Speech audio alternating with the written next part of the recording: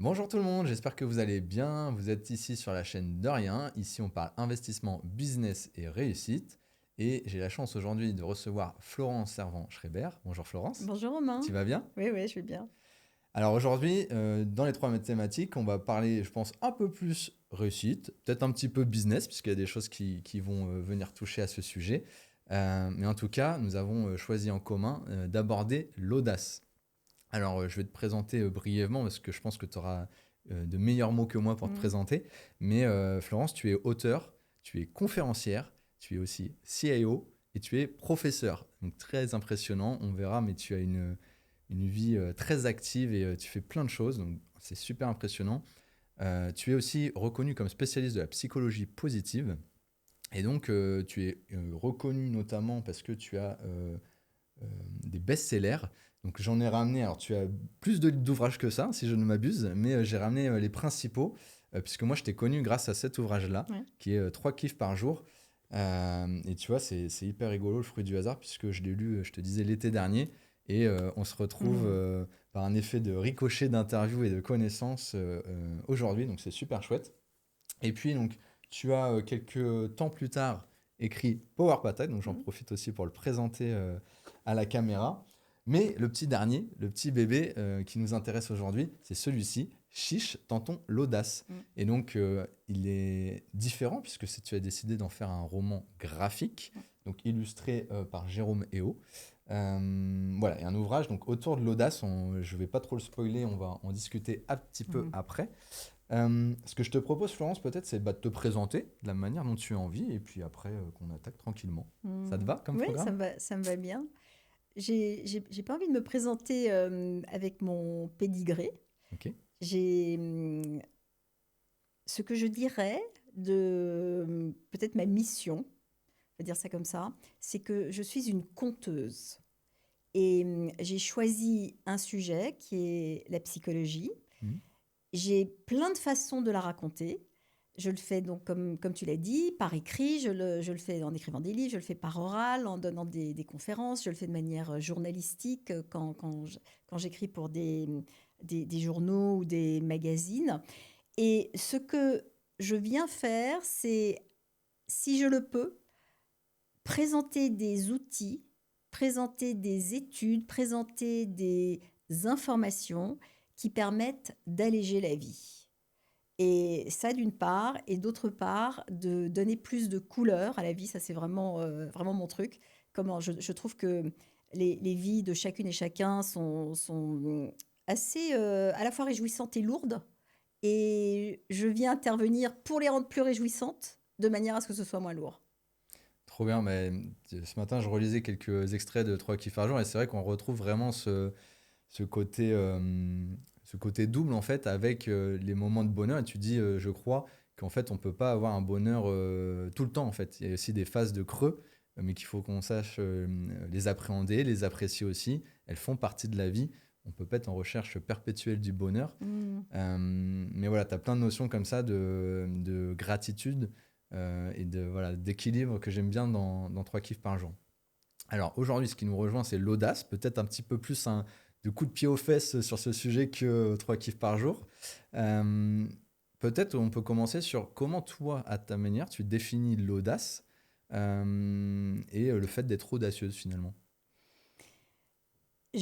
Plutôt que d'être audacieuse, je préfère l'idée que nous faisons preuve d'audace. Oui. C'est-à-dire qu'il va y avoir des moments, des situations, des projets sur lesquels tu vas faire preuve d'audace plutôt que de dire je suis quelqu'un d'audacieux. Parce que si on dit ça, c'est presque inaccessible et certaines personnes vont dire oui, bon, bah d'accord, l'audace c'est sur un piédestal et moi je ne peux pas y arriver parce que je n'y ai pas droit, parce que je ne vois pas ça comme ça. Ce qui est absolument fascinant, c'est que donc je rencontre beaucoup de gens, notamment dans mes conférences, où en général il y a plusieurs centaines de personnes, et je demande qui est audacieux. Je commence comme ça. Et il y a à peu près 20% de mains comme ça qui se lèvent, mais qui se lèvent à moitié. Et quand je demande qui a envie d'être plus audacieux, là tu as 100% des mains qui C'est se fou. lèvent et qui se lèvent très haut. Donc c'est ça qui m'a fait comprendre que il y a vraiment une autorisation qu'on ne se donne pas nécessairement parce qu'on pense que c'est quelque chose que l'on a ou que l'on n'a pas. Or, ça n'est pas ça. Alors peut-être que l'audace, déjà, c'est de lever la main pleinement quand on nous pose la question. Ça peut peut-être commencer par Ça, là. c'est oui, alors je dirais même que c'est du courage, puisque le courage, c'est quand on a vraiment peur de quelque chose. Ok. Donc, j'honore ça vraiment hein, quand les gens font ça. Mais si tu demandes à des enfants qui est audacieux, ils vont tous lever la main. Donc, nous sommes de grands enfants qui, en avançant, avons été peut-être inhibés ou l'audace, c'est quelque chose de particulier. C'est comme d'être beau ou d'être belle. Mhm. Ça ne se dit pas de soi. On attend que quelqu'un dise de nous que nous sommes audacieux ou audacieuses.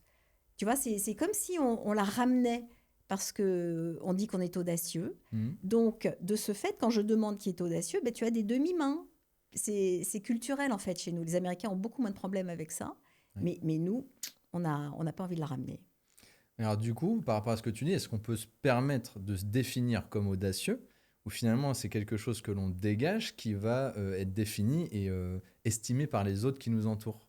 Oui, bien sûr, on peut se sentir. Alors, et on se sait, c'est pas qu'on se sent, c'est qu'on se sait audacieux. Et si j'ai eu envie d'écrire ce livre, Chiche, Tentons l'audace, c'était pour aider à définir ce que c'est, parce que c'est pas qu'une seule chose, l'audace. Tu vois, c'est pas Hmm. se jeter du haut d'un pont. Ça en fait partie, se jeter du haut d'un pont. Mais il y a plein d'autres façons d'être audacieux. Donc, une fois que tu as l'information, et c'est un peu ça le but de mon travail, c'est d'apporter l'information pour que tu puisses ramener ça à ton expérience et que Hmm. tu te dises, ah oui, c'est vrai, je fais des choses à contre-courant. C'est vrai, je fais des choses originales. Et ça, par exemple, ce sont j'appelle ça des muses, hein, ce sont les deux des 10 sources d'audace que j'ai identifiées. Donc, oui, tu vas finir par te dire, j'ai fait quand même des trucs audacieux. Hmm. Bah, en fait, oui, c'est frappant dans ton ouvrage. Alors moi, tu vois, j'ai eu le déclic à la fin, en fait, parce que tout le livre, je cherchais, en fait, bah, du coup, elle me raconte, c'est un récit quand même très autobiographique, Ouais. hein, et elle me disait, à un moment, par rapport à 3 kiffs par jour, je m'attendais à des définitions, tu vois, des Mhm. choses beaucoup plus factuelles, et en fait, je me dis, mais donc, comment elle définit à travers ces illustrations l'audace? Et en fait, c'est à la fin que j'ai eu le déclic, et j'ai l'impression, dis-moi si je me trompe, mais que on a peut-être tous une part d'audace en nous qu'on ne connaît pas. Et il faut peut-être passer déjà par une phase d'introspection avant de traiter avec l'audace, non? Alors, c'est exactement ça. Ok. Le, le, le plus simple, plutôt que de vouloir devenir audacieux, c'est de reconnaître qu'on l'est déjà. Et D'accord. l'exemple que je prends, c'est que si tu sais faire du vélo sans petits trous, il y a bien un jour où tu as enlevé les petits trous. Donc ça, c'était peut-être un des premiers actes d'audace ou Hmm. un acte d'audace qui vient très très tôt dans la vie. Et si j'ai fait ça, ça veut dire que je peux faire d'autres choses qui à la fois foutent la trouille, à la fois sont vraiment une ouverture complètement nouvelle, parce que quand Hmm. tu roules sur deux roues, c'est complètement différent de rouler sur quatre roues. Bien sûr. Et donc, pour moi, l'audace, nous en avons dans les cheveux, sous les ongles, dans nos chaussures. Enfin, il y en a partout. C'est comme une poudre qui est partout. Et ce que j'essaye de faire, c'est de te reconnecter. Tu vois, si tu étais en face de moi et si je te parlais d'audace, ce qui est le cas, c'est de te demander de retrouver des instances dans ta vie où tu reconnais que tu as été audacieux, puisque je t'ai donné l'autorisation de le faire parce que je t'ai donné quelques définitions. Bien sûr. Et il y a un exercice extrêmement simple que je propose, c'est de prendre sa galerie de photos dans son téléphone. Et tu regardes juste l'année passée, juste 12 mois de photos. D'accord. Et tu regardes quelles sont les photos où tu as été dans des endroits pour la première fois, tu as fait des choses pour la première fois, tu étais avec des gens qui vraiment t'inspirent des sensations fortes, peut-être des souvenirs aussi, tout à coup tu te dis waouh, ça c'était Hmm. quand même, ça c'était dément à faire. Et donc tu as la preuve là, sous tes yeux, qu'en effet, au bout de tes doigts, il y a déjà de l'audace. À partir de là, c'est plus facile de se dire j'en veux plus. Bah, c'est un super exercice hyper pragmatique en tout cas que tout le monde peut faire de chez soi. Et moi je trouve que c'est intéressant, c'est-à-dire que la personne qui se dit en tout cas ou qui se ressent la moins audacieuse, elle a du coup une part d'audace. Oui. Donc finalement, bah, c'est le titre du podcast, hein, de rien. Donc on peut être audacieux en partant de rien. Et en fait, on a tous à un moment ou donné, qu'on le veuille ou non, fait preuve d'audace dans sa vie déjà, passée. Oui. Et une autre chose, c'est que l'audace est relative. C'est-à-dire que ce que toi, tu vas vivre comme audacieux, pour toi n'est peut-être pas la même chose que ce que je vais vivre comme audacieux pour moi. Tu vois, il n'y a pas une règle, il n'y a pas une quantité, il n'y a pas un barème Oui. d'audace. C'est vraiment par rapport à ton expérience. Dès que tu sors de ta routine, de ton habitude, dès que tu vas vers quelque chose qui te fait vraiment envie, dès que tu te lances, dès que tu te reconnais, tu te vois un peu en travers dans le miroir parce que tu te reconnais pas tout à fait parce que tu as fait un truc assez dingue, tu es en train d'exprimer ton audace. Ouais, je vois. En fait, c'est comme la réussite. Chacun a son propre curseur et sa propre Exactement. définition. Donc, finalement, la question numéro 1 que je t'ai posée était un peu piège, puisque elle n'est pas universelle. Elle dépend du regard de chacun à travers son vécu, son éducation et son histoire. Alors, tu as dit avec quelque chose qui est très intéressant, c'est-à-dire que tu dissocies, toi, l'audace et le courage. Hmm, C'est deux notions qui, pour toi, sont différentes. Est-ce que tu oui, peux m'en dire un peu plus elles là-dessus? sont différentes. Parce que donc le courage, nous en sommes également toutes et tous pourvus. Mhm. Et c'est quelque chose qui est obligatoire, le courage. C'est-à-dire que la vie te lance des boules de feu et il va falloir les attraper, il va falloir jongler avec. Donc c'est obligatoire, c'est difficile, c'est lourd, il faut être extrêmement concentré, c'est pragmatique. Tu vois, Mhm. il faut réagir, il faut faire des choses. Et ce sont des choses que on n'aime pas faire nécessairement. Donc ça, c'est du courage. J'ai pas le choix, je suis obligée de le prendre et je suis Mhm. obligée de le faire. L'audace, c'est pas la même chose parce que c'est complètement auto-infligé. C'est-à-dire que quand tu te mets dans une situation audacieuse, tu t'y es mis tout seul comme un grand. Ce sont des choses que personne ne t'a demandé. Je prends l'exemple comme le plus frappant, c'est de sauter en parachute. Parce Mhm. qu'on se dit ça demande du courage. Certes, ça Tu demande prends du cet exemple courage. parce que tu l'as fait. Oui, parce que je l'ai fait, je suis loin d'être la Bravo. seule. Je suis loin d'être la seule. Et quand justement je demande qui a déjà sauté en parachute, en fait, tu as plein de gens qui ont déjà sauté en parachute. Et l'expérience commune que nous avons, c'est que quand tu es au bord de cet avion-là, avec les doigts de pied qui dépassent et que tu vois le sol entre 1 et 3 kilomètres de là où tu es, franchement, personne ne t'oblige à faire ça. À moins d'être dans Mhm. l'armée, tu n'as aucune raison de sauter de cet avion. Donc à ce moment-là, c'est vraiment une décision personnelle. Moi, je me souviens avoir éclaté de rire, en fait, en me disant, c'est tellement aberrant. Et à ce moment-là, j'ai sauté. Donc, la différence est là. L'audace, c'est intuitif. En fait, c'est très sexy, l'audace. C'est quelque chose vers lequel tu vas. C'est lumineux, c'est difficile aussi, hein. Attention, on est en train de faire des choses qui sont difficiles. Mhm. Alors, ça n'a rien à voir avec le genre, mais il se trouve que dans la grammaire française, courage est un mot masculin, donc on voit bien cette énergie.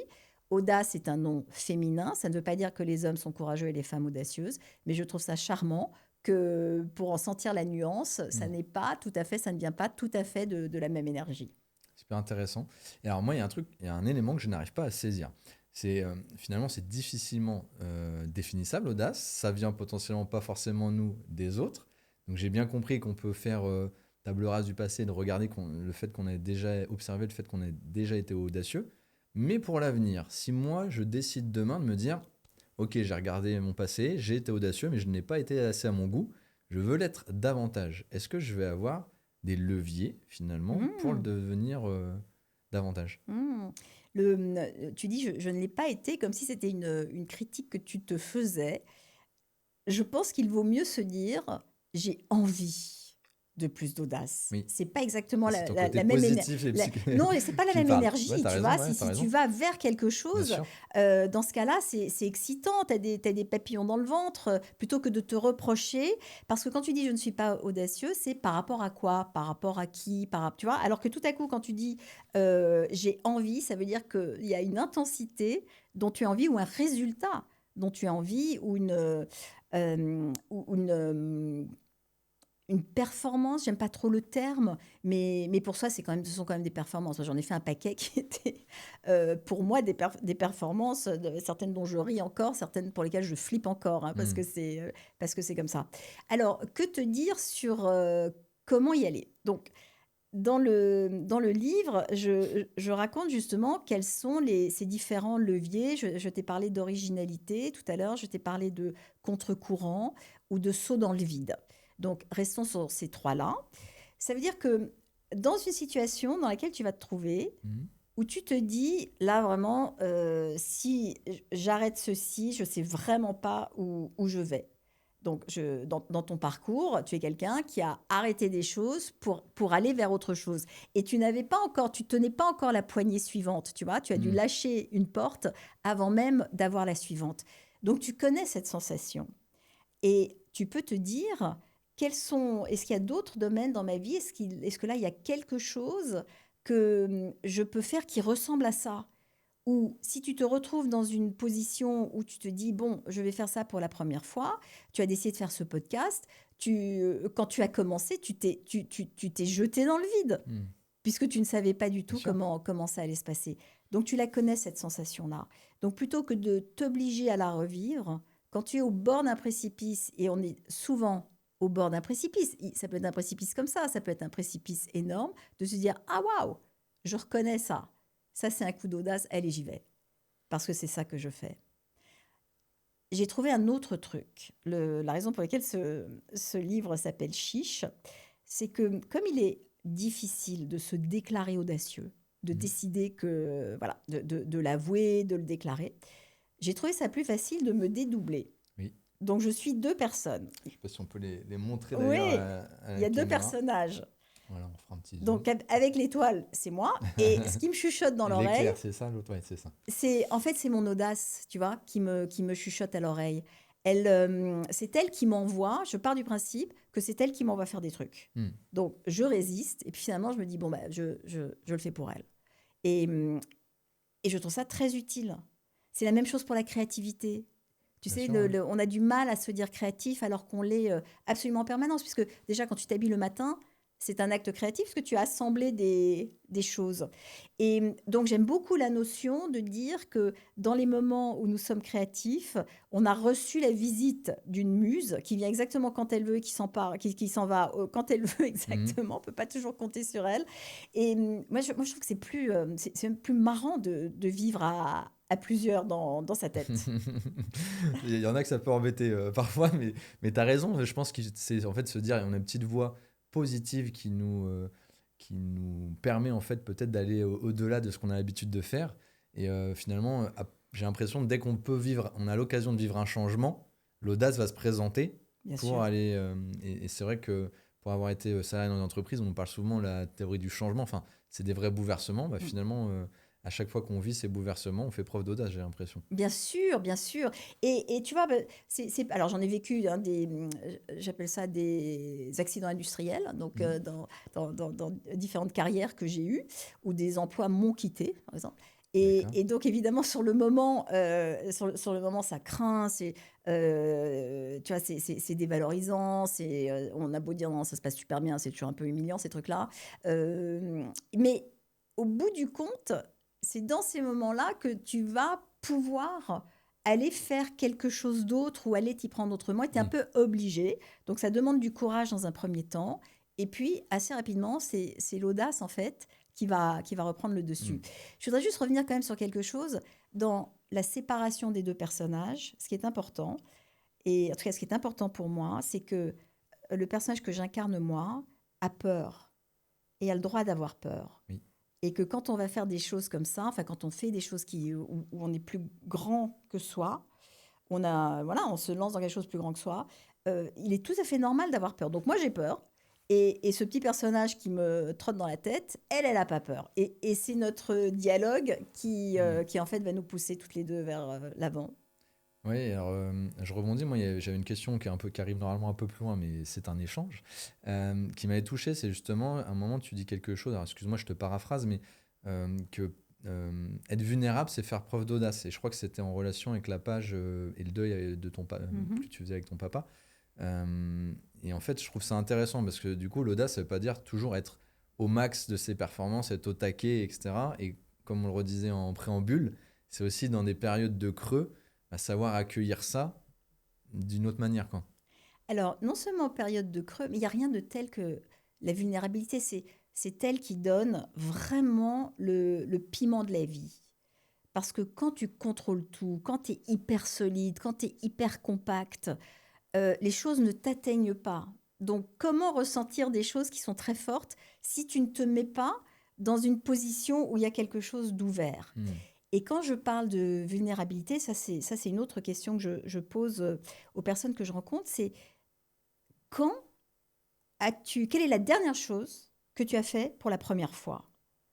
Et dès lors que tu fais quelque chose pour la première fois, mais même si c'est quelque chose que tu manges pour la première fois, tu es vulnérable, puisque tu n'as aucune idée de ce que ça va être. C'est vrai. Donc tu te lances. Donc, cette vulnérabilité, c'est juste de l'ouverture, c'est juste de dire, ouais, ouais, je fais des trucs pour la première fois, je me rends dans un endroit pour la première fois. Ça arrive tout le temps, en fait. Ouais, je rigole beaucoup parce que je l'ai fait hier, tu vois, j'étais en train de chercher l'exemple. Donc à la salle de sport, j'ai essayé une machine avec des marches que je n'avais jamais essayé parce que j'ai toujours peur de me dire si je me casse la figure, etc. Hier, je l'ai fait, donc tu vois, j'ai fait preuve d'audace pas plus tard qu'hier finalement. Et Exactement. c'est un bon exercice que tu dis là. Mais pour revenir en fait à l'esprit vulnérabilité, je vais y arriver. Moi, ça m'a fait du bien en fait ce passage, c'est de se dire effectivement, bah, tu peux avoir des phases de up, de down, et en fait, c'est normal. Et au contraire, faut relativiser, faut prendre du recul par rapport à ça. Et c'est aussi les moments plus soi-disant down, c'est aussi des moments forts finalement. Alors ça, absolument. Et il y a vraiment cette chose qui est que on a toujours l'impression que les choses nous arrivent. Mm. On peut se dire que les choses arrivent pour nous. Mm. C'est-à-dire que même les grosses galères, il y a quelque chose que nous allons en sortir toujours, toujours, toujours. C'est ce grand principe de la résilience. Pour revenir juste sur la vulnérabilité, ça n'est pas de la faiblesse. La vulnérabilité, c'est de la porosité. C'est-à-dire que tout à coup, je ne suis plus imperméable. D'accord. Et qu'il y a donc des choses qui vont me pénétrer et qui vont me faire ressentir des choses, comme ta machine où tu montes sur les marches. Tu vois, tu ressens quelque chose. Donc, ça n'est pas d'être... on l'assimile très souvent au fait d'être faible, au fait d'être trop sensible. Mais la sensibilité, c'est ça qui donne, une fois de plus, de l'énergie dans notre vie. Beaucoup plus que le contrôle, d'ailleurs. Bien sûr. Alors, tu lis beaucoup, je trouve, l'audace du coup au côté positif. Bon, c'est normal, en même temps, c'était deux spécialités et on comprend en fait les tenants et les aboutissants, et en tout cas les esprits de cause à effet qu'il peut avoir. Moi, la question que je me posais, c'est au même titre qu'on peut avoir une génétique positive, c'est-à-dire euh, une- être une personne intrinsèquement positive et aussi avoir un cercle proche de familial, d'amis, etc., positif. Est-ce que ça peut se reproduire sur l'audace, de se dire, est-ce que biologiquement, finalement, on peut être plus apte à l'audace que d'autres personnes? J'ai pas vraiment de données là-dessus, tu vois. D'accord. Ok. Je n'ai pas trouvé de données là-dessus, mais je pense évidemment que, comme tout, hein, il y a une inégalité dans tout ce que Mm. nous sommes. C'est-à-dire qu'il y a des gens qui sont plus créatifs, il y a des gens en effet qui voient le monde un peu plus légèrement que d'autres parce qu'ils ont plus de neurotransmetteurs qui circulent dans le cerveau, la dopamine, la Oui. sérotonine, les endorphines en fait. Plus tu en as qui circulent, et ça c'est piloté par un gène que nous avons qui s'appelle le 5-HTT, plus tes interprétations sont légères. Donc ça déjà c'est une grande inégalité parce Mm. que nous n'avons pas la même lecture. Ça marche pour à peu près tout. Ça marche pour la gratitude, ça marche pour l'optimisme. On n'a pas le même niveau de départ. Mais ça n'empêche pas de progresser par rapport à soi-même. Mm. Quand je dis progresser, c'est d'en prendre conscience et de se dire, ah, ok, j'essaye d'ouvrir un peu les choses. Tu dis que je suis positive. Sache que dans le fond, je ne le suis absolument pas.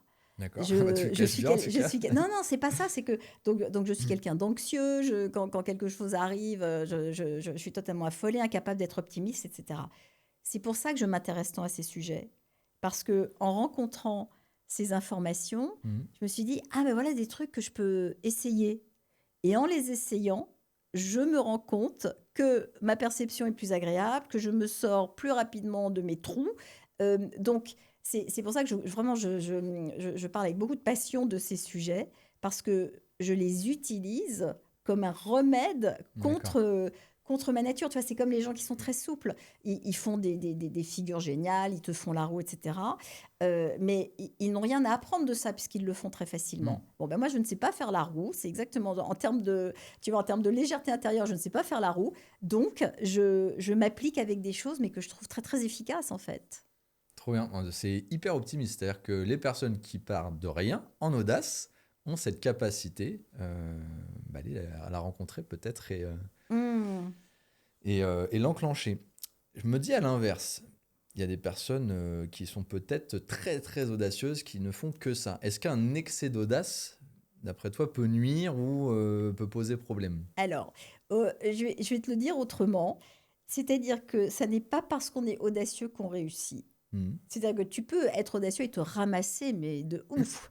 Il y a quelque chose dont je suis extrêmement pourvue, c'est d'inconscience. Je fais des trucs de manière totalement inconsciente. Je me lance dans des trucs en n'ayant ni les informations, ni, tu vois, ni les prévisions. J'ai absolument pas pensé aux résultats. Donc, il m'arrive très souvent de me planter, en Mhm. fait. Alors, quand c'est le cas, et c'est mon cas, ça veut dire qu'il faut pouvoir, tu vois, enfin, quand tu t'étales, il va falloir te relever. Donc, Mhm. donc ça, je sais faire.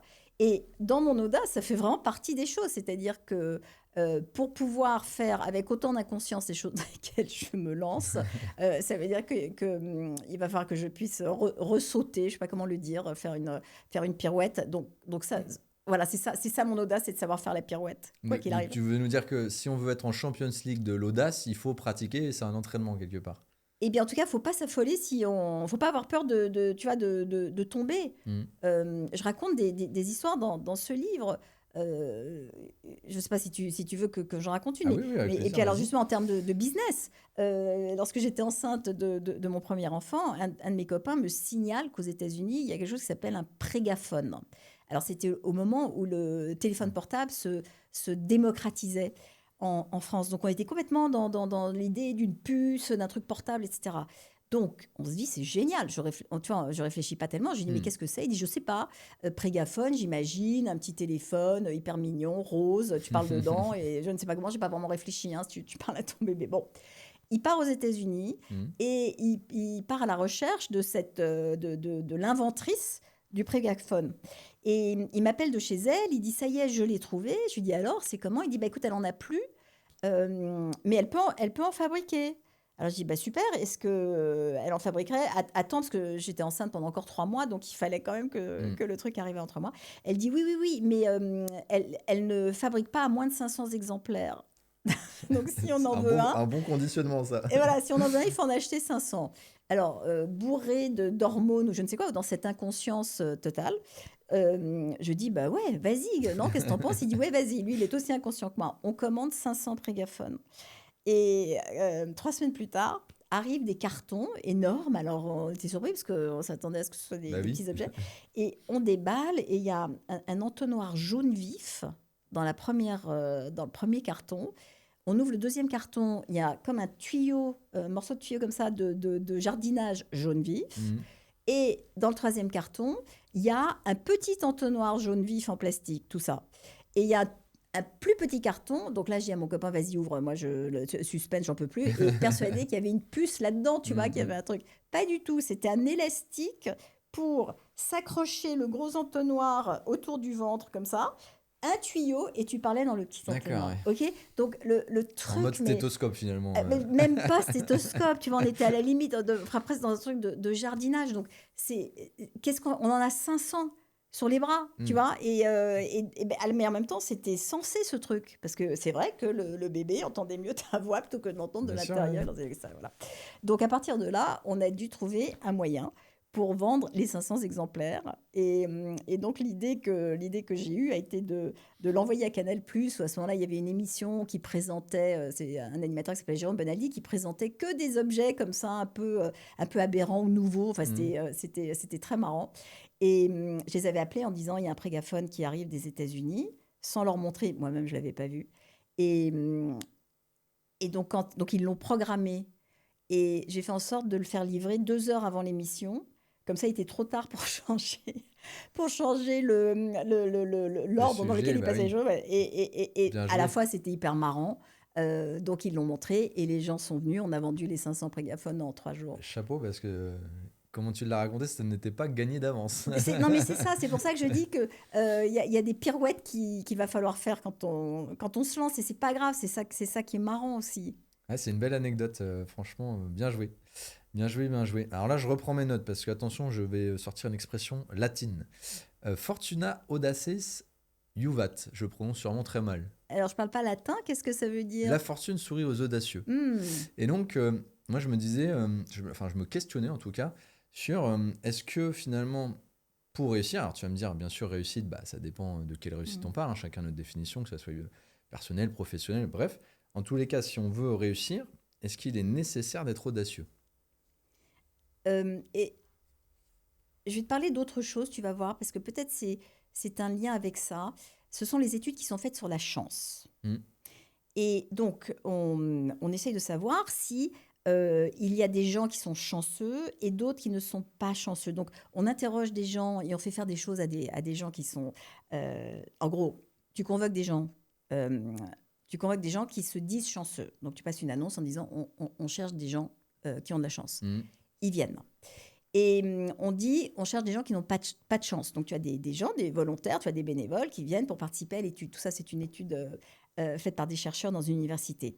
Et on va distribuer le même magazine aux deux groupes. Hmm. Et on va leur dire, il faut compter le nombre de publicités dans ce magazine. Et donc, ils commencent à feuilleter le journal. Et dans le journal, en page 7, il y a une trentaine de pages. En page 7, il y a écrit l'étude est terminée. Vous avez gagné, c'était en Angleterre, vous avez gagné 30 pounds. Donc, Ok. réclamez vos 30 pounds, c'est terminé, bravo. Et donc, on regarde, tout le monde ne l'a pas vu. Et on D'accord. essaye de voir qui a vu cet encart. Et on s'aperçoit que ce sont les gens qui se déclarent comme ayant de la chance qui l'ont vu. Hmm. Or, c'était là pour tout le monde. Donc, ce qu'on apprend sur la chance, c'est que ça n'est pas une question d'opportunité. Les opportunités, il y en a tout le temps. Oui. C'est le fait de voir, c'est le fait d'avoir une vision un peu périphérique. Et quand quelque chose passe, de l'attraper et de le choper et de le voir. Donc, quand tu parles d'audace et de réussite, pour moi, c'est la même chose. C'est que on va faire preuve d'audace aussi, ça c'est très important, en disant oui. Hmm. Quand quelque chose passe, je dis oui. Et par défaut, nous avons plutôt tendance à dire non. Tu vois, on te dit, tu viens à cette fête, etc. Oh là là, non, flemme, quoi. Et puis plus ça va, plus on a la flemme. Donc, on dit de moins en moins oui. Mais c'est vraiment comme ça que, que tu attrapes les choses. Donc oui, tu vas être plus en situation de réussir des choses ou d'avancer des choses si tu t'es lancé Hmm. que si tu restes exactement au même endroit. C'est pareil. En fait, à partir du moment où tu es audacieux, tu es forcément en réussite. Tu as réussi, tu as accompli quelque chose quelque part. Alors, réussite, une fois de plus, hein, j'aurais pu me retrouver avec mes 500 Bien sûr. bouts de plastique sur les bras. Donc une réussite commerciale, non. Mais la réussite de, je ne sais pas, de t'être retrouvé dans cette Oui, situation et oui, d'avoir trouvé autre chose. Là, il se trouve que ça s'est bien terminé. oui. Oui, tu vas gagner quelque chose. Ce ne sera pas nécessairement une réussite, tu vois, vue de l'extérieur, Bien sûr. mais bien sûr, tu vas gagner quelque chose. Mais c'est pour ça que je faisais le lien en fait avec la chance, parce que la chance étymologiquement est très liée à la fortune finalement, fortuna. Ouais. Et il y avait quelque chose une grosse analogie, je trouvais, entre l'audace et la chance, la fortune, du fait de, comme tu dis, de saisir Oui. déjà voir les opportunités et de les saisir et de s'en emparer finalement. Et on dit souvent en business, en fait, il n'y a pas de hasard, en fait, il n'y a que des opportunités qui ont Mhm. été saisies. Et là, je trouve que c'est un petit peu la même chose avec l'audace, si on veut faire un parallèle. À nous d'ouvrir nos chakras en fait, aux opportunités et d'y aller. Quoi. Ouais, ouais. Je peux te donner un autre exemple parce que là, en t'écoutant, j'entends plus des opportunités de business ou Hmm. ou de boulot. Mais tout ce travail aujourd'hui que je fais sur l'audace, quand même, ça fait maintenant 3 ans que je me préoccupe de ce sujet, a commencé parce que on m'a proposé de donner une conférence quelques mois plus tard à un moment où, comme tu l'as dit tout à l'heure, j'étais en deuil de la mort de mon père. C'était juste Hmm. après le Covid. Tenir mon business à flot avait été absolument épuisant, donc j'étais vraiment au fond du seau. Et quand on m'a demandé de le faire, mon instinct était de dire, alors pas question, bon, c'est là où est arrivé Chiche qui dit, non mais vas-y, c'est dans quelques mois, tu peux dire oui, dis oui, ça t'engage à rien, on Hmm. verra bien. Donc je dis oui, et je n'ai aucune idée, on me dit, vous voulez parler de quoi? Et j'ai dit, bah ça, je vous dirai. Et puis, le temps avance très lentement quand tu te sens pas bien. Mm. Et donc, on me rappelle 3 mois plus tard, on me dit: «Alors, ce sera sur quoi?» Je dis: Je vous dirai». Et puis 2 mois avant la conférence, là, on me dit: «On ouvre la billetterie, ce sera sur quoi?» Et j'ai levé le nez. Donc ils ont marqué je vous dirai sur le billet. Non, non, il y a marqué: «Je vous dirai» dans le mail, dans le mail. Et à ce moment-là, je regarde devant moi Mm. et j'ai un coussin, qui est un coussin sur un fauteuil devant moi où il était écrit: «Audace au désespoir». Mm. Et donc je regarde ce coussin et je tape audace et des espoirs. Mm. Et j'envoie. Mais c'est vraiment pour me débarrasser du problème, hein. Et à ce moment-là, on me répond: ouais, super. Et donc me voilà engagée à devoir faire dans les 2 Par mois dépit. une conférence sur l'audace. Et donc je me suis mise au travail. Tu vois, donc c'est pas une opportunité vraiment business, c'est juste un truc. Il faut que je me débarrasse d'un problème absolument immédiat. Je dis ça Mm. et sans le savoir, c'est une voie que j'ai ouverte. Voilà, ça c'est un moment où j'ai dit oui à ce coussin. Très rigolo. Et du coup, l'audace, alors je rebondis sur ce que tu viens de dire. Parce que là, dans ce que tu viens de dire, quand tu as fait la conférence, tu avais déjà l'idée de faire chiche. Donc, tu avais déjà Non, Non, pas encore. Donc, c'est vraiment la c'est conférence vraiment pour la qui conférence, a je me suis mise au travail. déclenché Ouais. ton envie de parler plus spécifiquement de l'audace. D'accord, je n'avais pas saisi ça. Top. Et donc, si on passe un petit peu peut-être sur le lien managérial business Ouais. et de ce qu'on peut retirer sur l'audace sur le plan finalement commercial, entreprendre, etc.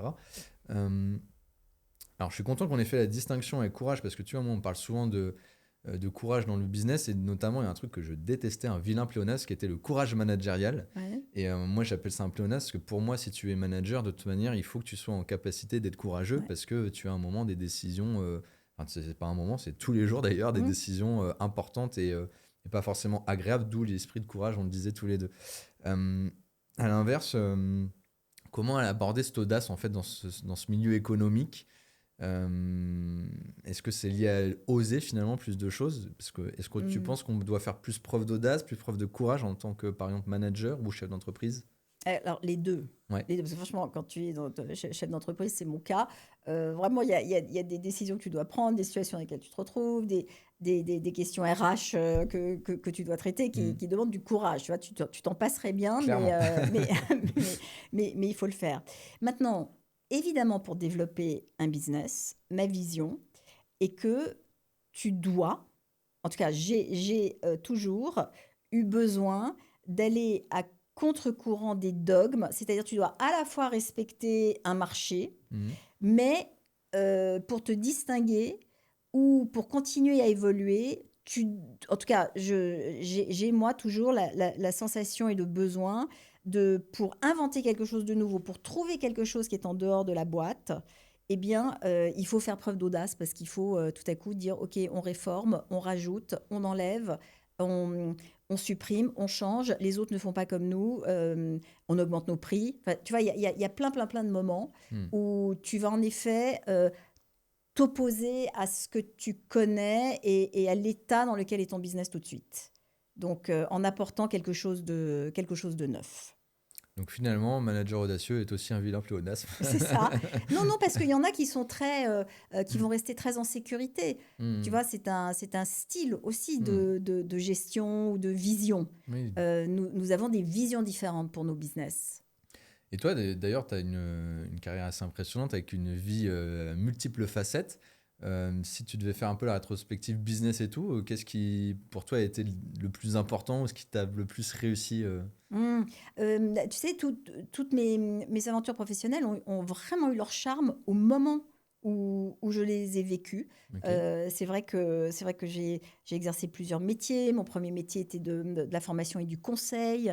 Ensuite, j'ai été ridologue, spécialiste des rideaux. Oui, Ça, ça c'était c'est une période associé. artisanale Ouais. qui a duré 7 ans quand même. Puis, Internet est arrivé. Donc là, c'était vraiment... nous étions tous autodidactes puisque c'était nouveau, tu vois, il n'y avait pas de formation pour savoir se servir de ces outils. Donc Mm. là, je me suis complètement éclatée en concevant des sites, etc., des sites internet. Bon, ça aussi, ça a duré un moment. Et puis sont arrivés tous toutes ces personnes qui étaient formées, qui avaient des MBA, qui étaient là pour gérer tous ces nouveaux modèles d'Internet. Donc moi, à ce moment-là, je me retire. Tu vois, quand ça devient... en fait, je m'intéresse toujours à des idées neuves, assez pionnières. Et Oui. puis quand arrivent les spécialistes, c'est le signal pour moi Hmm. que je dois passer à autre On chose. commence à en parler à la télé, c'est trop mainstream pour toi et tu t'es plutôt être dans les prémices. De... Euh, oui, alors tu as raison, il y a aussi eu de la télé, puisque j'ai animé une émission de cuisine. T'as Ça, fait j'ai un adoré. ouvrage de recettes aussi, si je J'ai dis pas de aussi, bêtises. j'en ai Ouais, fait un livre de cuisine, etc. trop Mais tu bien. vois, c'était une cuisine santé, ce qui n'existait pas encore. Mon cousin David Servan-Schreiber, qui était psychiatre, venait de mourir d'une tumeur au cerveau. Il avait vraiment, vraiment défendu, il a publié beaucoup là-dessus, sur l'importance de l'alimentation quand tu as un cancer ou en prévention. Et donc, j'ai eu envie d'amener ça, de dire la cuisine, c'est pas juste des choses qui sont bonnes, mais on peut aussi faire attention à ces éléments-là qui quand même courent les rues maintenant. Donc ça vaut Bien le coup de sûr, tu faire as raison. attention. Alors tu me demandes, pardon, quelle est ma carrière préférée. C'est toujours celle du moment. Mhm. Donc aujourd'hui, je suis à la tête d'un institut de formation et nous formons des psychiatres et des psychologues à une technique qui permet de soigner des traumatismes très profonds. Donc, en ce moment, c'est vraiment ça. Je trouve que enfin, ça a une utilité Oui. énorme, énorme. Être ancré dans le présent, je pense que c'est un bon écho à pas mal de passages de tes ouvrages aussi. J'essaye de ne pas regretter. Je fais les choses pour ne pas regretter de ne pas les avoir fait. J'ai très peu de regrets en me disant là, j'ai vraiment merdé. Même si j'ai merdé, en fait, Mhm. il y a toujours quelque chose qui en est sorti. Trop bien. Dernière question peut-être sur la thématique un peu du podcast, orienté investisseur. Finalement, comme les gens dans l'assemblée qui n'osent pas lever la main, tu as aussi beaucoup de potentiels investisseurs et investisseuses qui n'osent pas, qui ont plein de freins, Mhm. des barrières à l'entrée. Est-ce que tu aurais peut-être un petit mot ou en tout cas peut-être un exavo aussi très pragmatique pour dire allez, on peut franchir le pas? Il n'y a rien de tel que de parler autour de soi. Quand on a comme ça une difficulté, ça je ne veux pas jouer avec l'argent de tes auditeurs, Mm. mais quand on a une difficulté à aller de l'avant et qu'on sent qu'on a envie, il n'y a rien de tel que de s'ouvrir à d'autres gens, de poser la question, d'en parler, d'avoir d'autres points de vue, parce que à ce moment-là, tu vas peut-être trouver dans un des conseils, même si c'est un conseil, on te dit surtout n'y va pas, pour telle et telle raison, tu vas te Mm. dire, ah, mais c'est exactement pour ça que je vais y aller. Tu vois, Mm. tu peux avoir un esprit de contradiction ou un esprit ou simplement de te dire oui, ça c'est malin. Et très souvent, c'est ça qui, moi, m'a aidé à avancer. Quand j'ai cet institut de formation, je l'ai repris, puisque justement mon cousin l'avait créé, et à son décès, je l'ai racheté à ses enfants pour continuer. Très franchement, jusqu'à là, j'avais eu plein d'expériences, mais chef d'entreprise, j'avais pas fait encore. Mm. Donc la gestion, la vision, enfin tout ce qu'on connaît. Mm. C'était donc pour moi extraordinairement difficile. C'était pas de l'audace, c'était du courage. J'ai constitué ce que j'ai appelé un groupe de progrès. Mm. Donc d'autres entrepreneurs comme ça, dans mon univers tu vois, de la psychologie. Et on se retrouvait une fois par mois pour pouvoir justement parler de ces trucs-là. Et on avait le droit de ne parler que de nos progrès.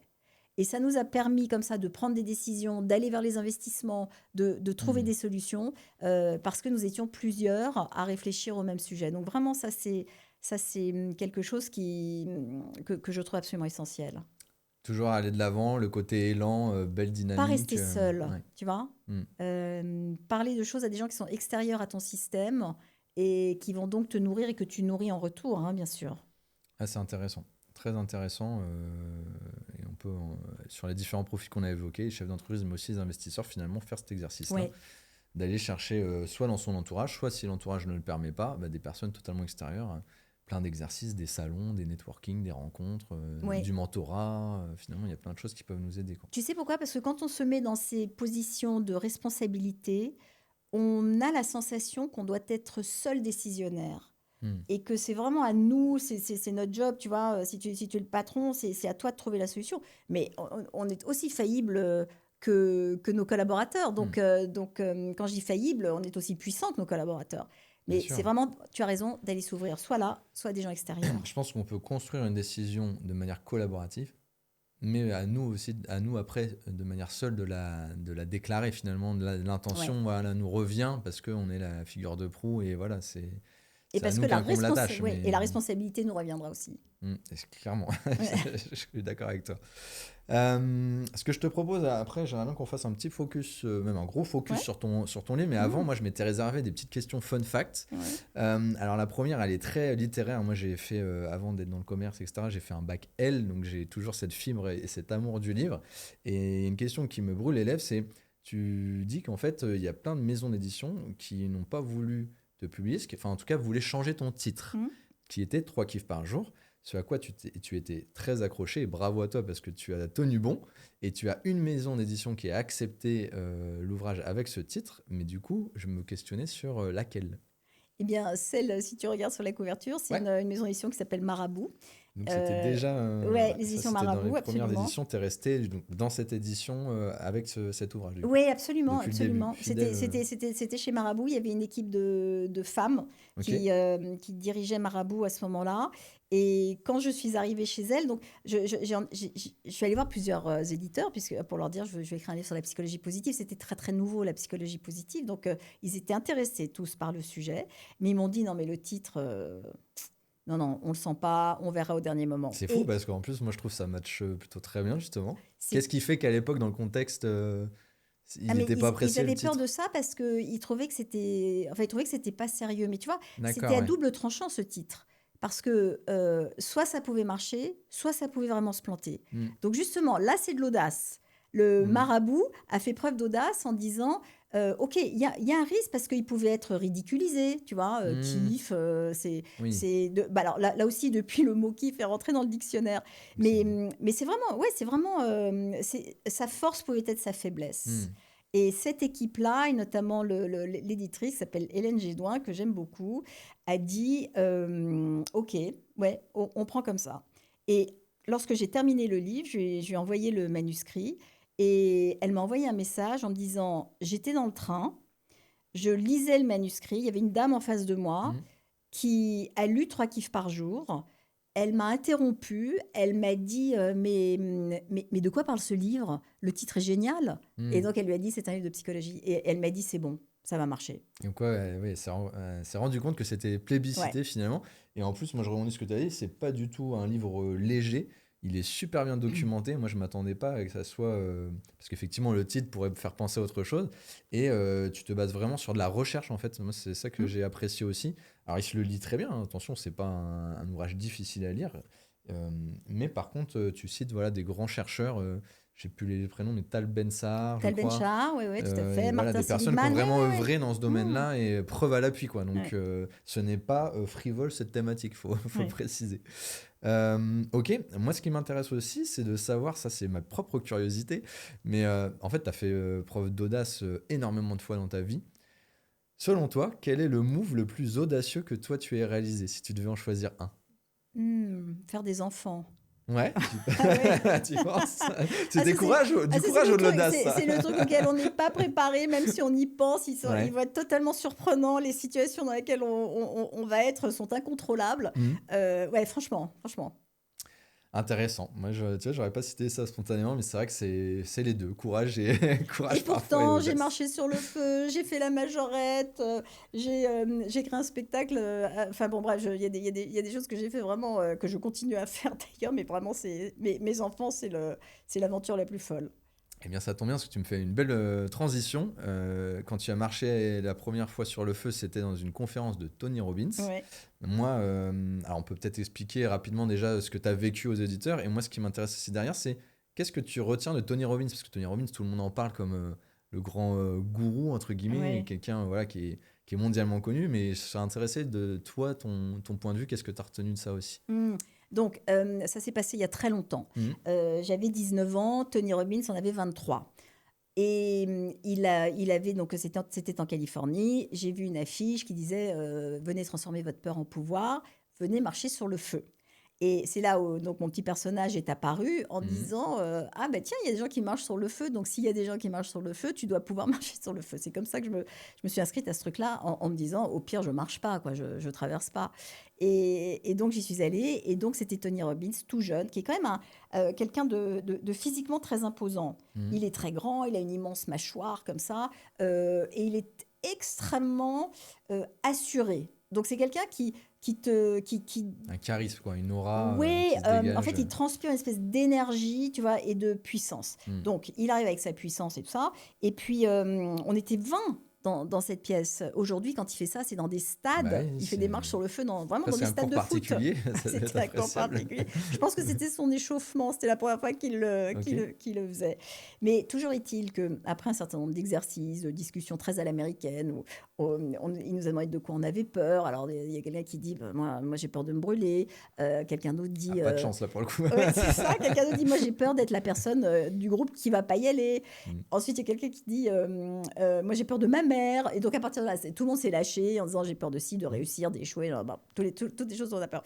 On a écrit nos peurs sur des morceaux de papier. Et nous sommes sortis parce que quelqu'un avait allumé un feu pendant ce temps-là, parce qu'il faut créer un tapis de braise. On a jeté toutes nos peurs au feu. Tu vois, il y avait plein de choses comme ça, un peu Un symboliques. cérémonial en fait. Voilà, un peu, exactement, un peu rituel. Hmm. Et puis, il y a un moment quand même, au bout d'un moment, on en a tellement parlé, lui nous a transmis cette énergie, etc., que tu as un truc qui monte dans le groupe. Et il dit, bon, bah, on y va. Alors, il met une musique à fond les ballons. C'était la musique de Rocky, tu vois, le truc qui pète comme ça. Et vraiment, j'ai ressenti un moment le besoin d'y aller. Hmm.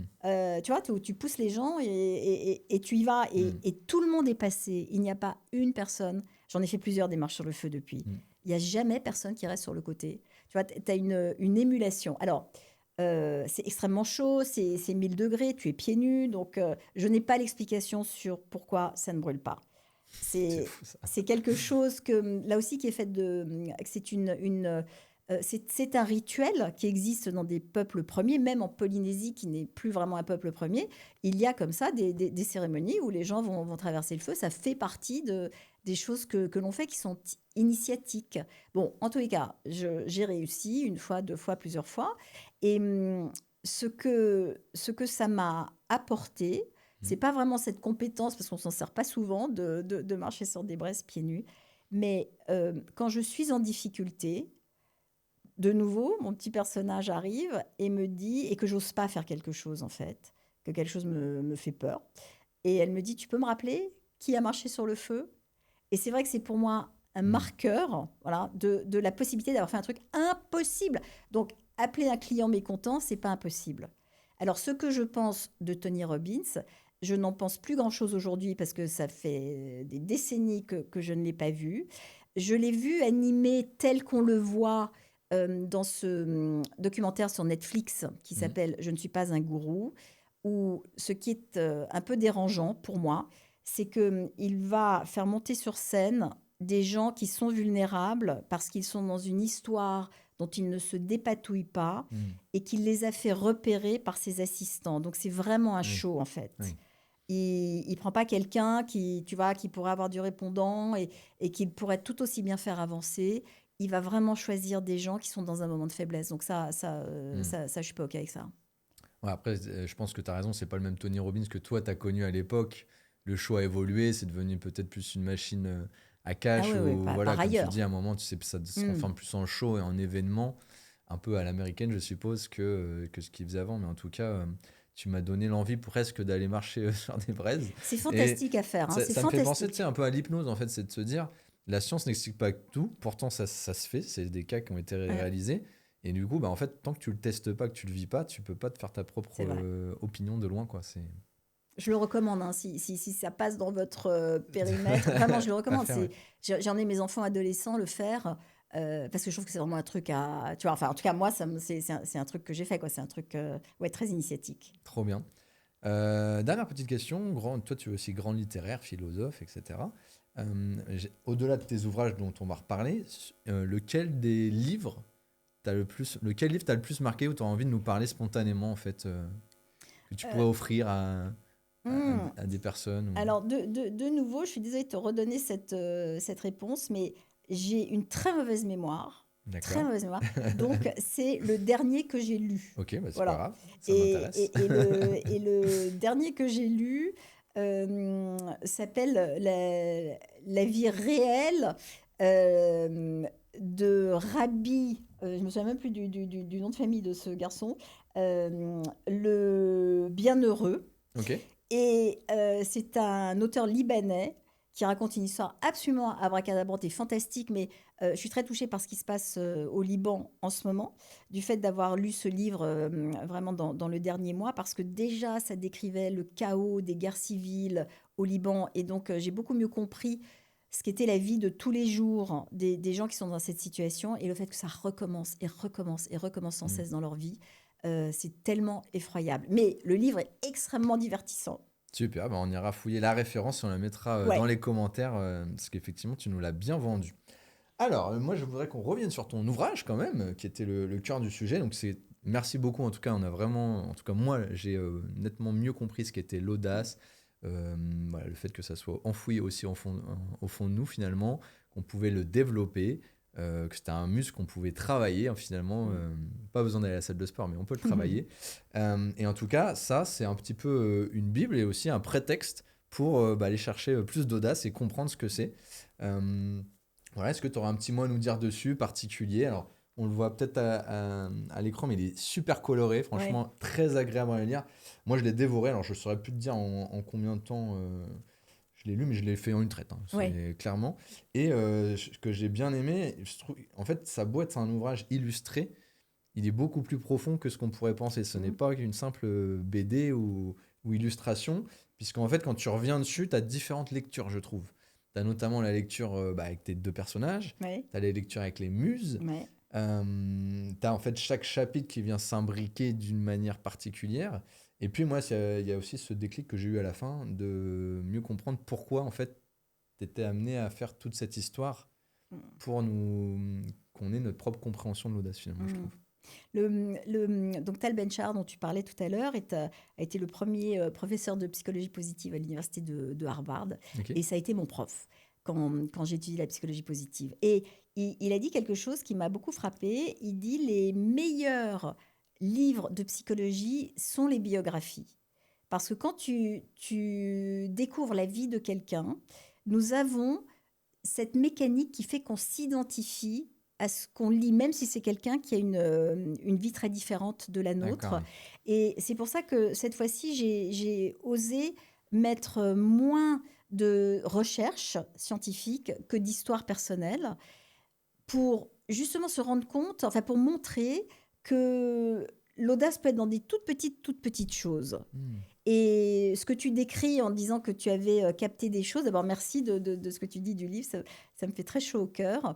C'est que probablement en le lisant, il y a des moments où tu t'es dit, ça ressemblait à quelque chose que tu as vécu, ou ça t'a Ah inspiré oui, oui, quelque chose que clairement. tu as vécu. Ouais. Donc tu es en train de te gonfler, de te dilater Hmm.